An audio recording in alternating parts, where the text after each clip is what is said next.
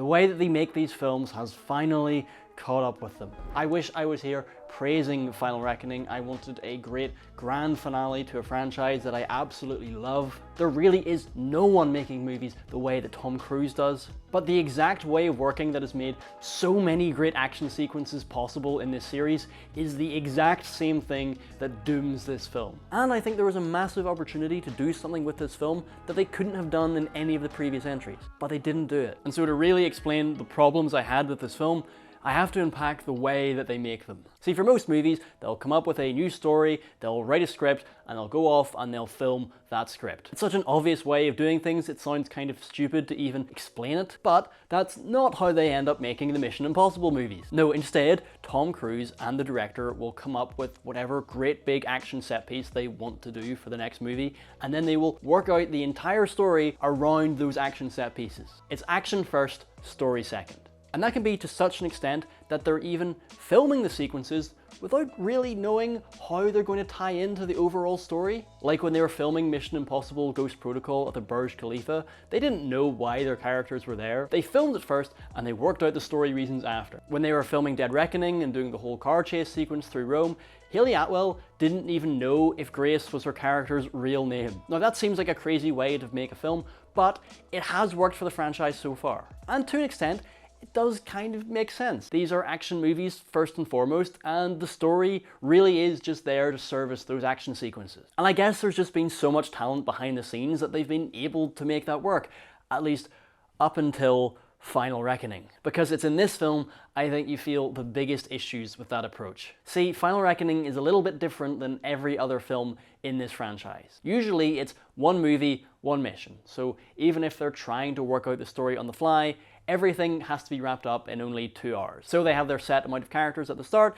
and they can kind of rejig them into whatever position they need to. But Final Reckoning is a direct sequel to Dead Reckoning. Whenever these movies were first announced, it was as Dead Reckoning Part 1 and Dead Reckoning Part 2. So they really are two halves of the same story. So what that's meant is that there's a lot of setup in Dead Reckoning. They've introduced a lot of characters, but they don't really have to resolve anything in that movie because the story continues into this one. And so instead of 2 hours of story that they've got to work out around the action set pieces, across these movies, it's 5 hours. And the result is Final Reckoning, more than any of the other films, feels like a movie that had no plan, because they've got all these characters that they've set up in the first one, they introduce new characters in this one, and so the film is just really overstuffed with them. They didn't know where these characters were going, they didn't know how they were going to tie them all up, but they had started filming with them, so they kind of had to keep filming with them. And so they'll have scenes where there's like 6 actors in the room, and you're like, these could have been amalgamated into just a handful of people. And so many of the characters don't really have an arc in this movie, they're just there to deliver the exposition to get them to the next set piece. And it really is a crazy amount of exposition in this film. So much of this movie is just the plot being explained to you over and over again.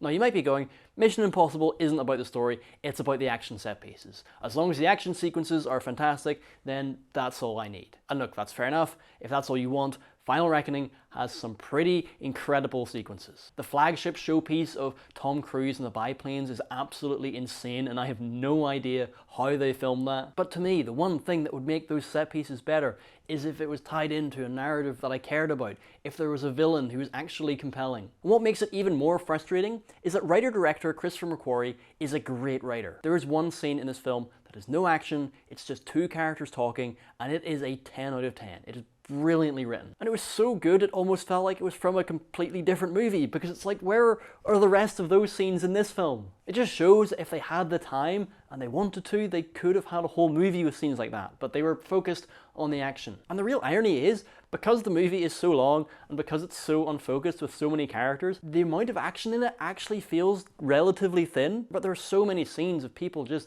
explaining the plot. Now, the movie is a technical marvel. The fact that this movie exists is insane. They were filming these simultaneously, and then they were impacted by COVID.